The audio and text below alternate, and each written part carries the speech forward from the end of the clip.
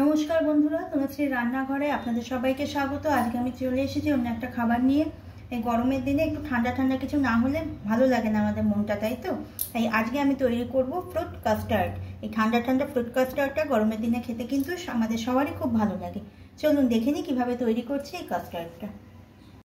Fruit custard করার জন্য আমি এখানে হাফ লিটার দুধ নিয়ে নিয়েছি। আমি এখানে কান্ট্রি ডিলাইটের কাউ মিল্ক ব্যবহার করেছি, আপনারা আপনাদের পছন্দ মতো দুধ ব্যবহারই করতে পারবেন। আর নিয়েছি চিনি, আমি এখানে 3 ভাগের 2 ভাগ চিনি নিয়েছি মেজারমেন্ট কাপে।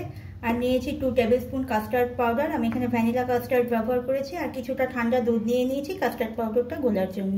আমি এবার এই দুধটাকে গ্যাসে বসিয়ে দেব গরম করার জন্য।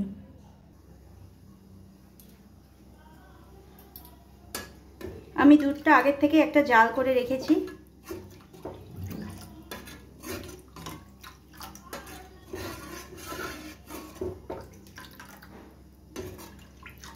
দুধটা গরম হতে হতে আমি ওদিকে কাস্টার্ড পাউডারটাকে গুলে নিই।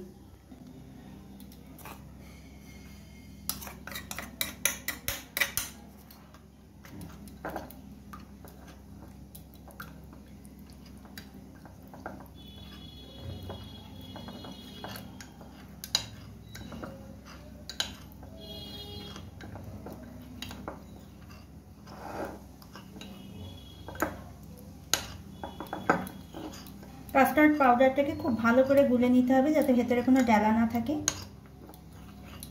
দেখুন আমার গোলাটা খুব সুন্দর হয়ে গেছে। এবার আমি দুধটা একটু দেখে নিই কতটা গরম হয়েছে।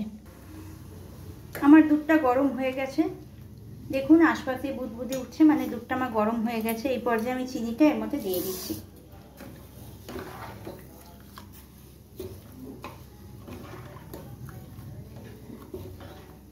চিনিটা দিয়ে খুব ভালো করে 3 থেকে 4 মিনিট আমি দুধটাকে ফুটিয়ে নেব, যতক্ষণ না চিনিটা ভালো করে দুধের সাথে মিশে যাচ্ছে।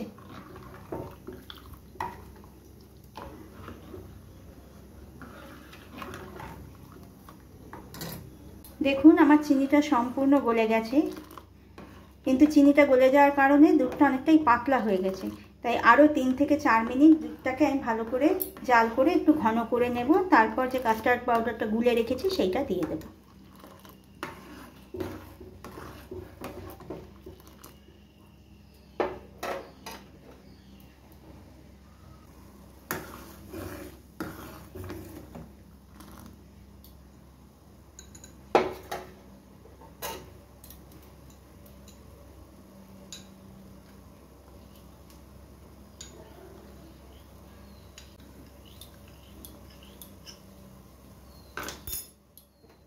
আমার দুধটাকে 3 থেকে 4 মিনিট আরও জাল করা হয়ে গেছে। এবার আমি এর মধ্যে আস্তে আস্তে কাস্টার্ড পাউডারটা যেটা গুলে রেখেছিলাম সেটা দিয়ে দিলাম।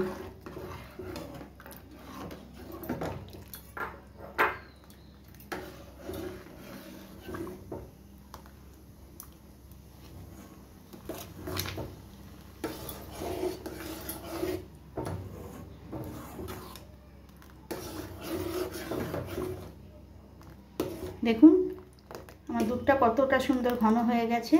আমার কাস্টার্ড সম্পূর্ণ রেডি। এবার আমি গ্যাসের ফ্লেম অফ করে দিচ্ছি। এবার আমি এই গরম কাস্টার্ডটাকে একটা ঠান্ডা জলের উপর বসিয়ে রেখেছি যাতে এটা খুব তাড়াতাড়ি ঠান্ডা হয়ে যায়।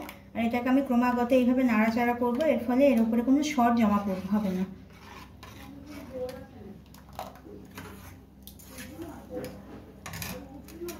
আপনারাও যখন করবেন আপনারাও এইভাবে কাস্টার্ডটাকে ক্রমাগত নাড়িয়ে নাড়িয়ে ঠান্ডা করবেন, তাহলে দেখবেন ওপরে সর জমবে না। সর জমে গেলে একটু টেস্টটা অন্যরকম এসে যায়, তখন ভালো লাগে না খেতে। দেখুন আমার কাস্টার্ডটা সম্পূর্ণ ঠান্ডা হয়ে গেছে আর এর উপরে কোনো সরও জমেনি। এবার আমি এটাকে চাপা দিয়ে ফ্রিজে রেখে দেবো ঘন্টা 2-এর জন্য। তারপর ফল কুচিয়ে আমি এর উপরে ফল দিয়ে দেব। ফিরে এলাম 2 ঘন্টা বাদে।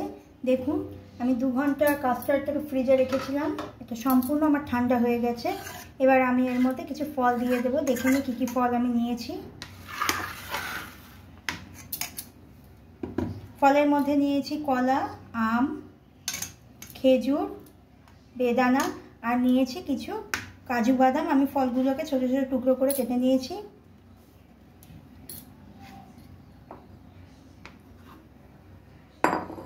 এবার আমি এগুলো কাস্টার্ডের সাথে ভালো করে মিশিয়ে দেবো।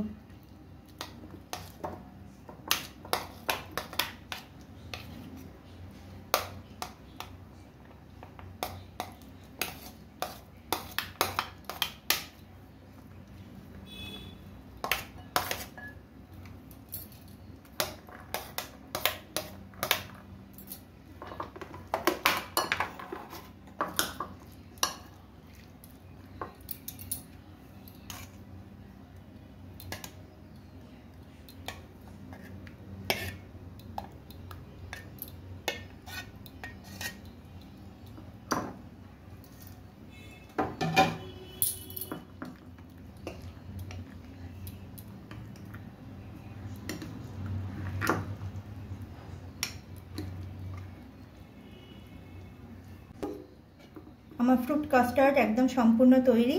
এটা দেখতে কতটা সুন্দর হয়েছে। আমি উপর থেকে আরেকটুখানি বেদানা আর এই কাজু বাদামগুলো ছড়িয়ে দেবো, তাহলে এটা দেখতে আরও সুন্দর লাগবে।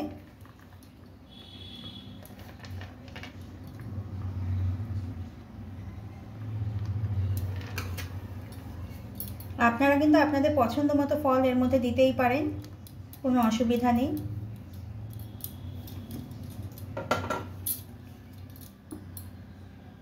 তৈরি হয়ে গেল আমার ফ্রুট কাস্টার্ড। আজ এই পর্যন্তই থাক, ফিরে আসবো অন্য কোনো ভিডিও নিয়ে। আপনারা ভালো থাকবেন, সুস্থ থাকবেন। আর আমার রান্না যদি আপনাদের ভালো লেগে থাকে তাহলে প্লিজ আমাকে লাইক, শেয়ার আর সাবস্ক্রাইব করবেন।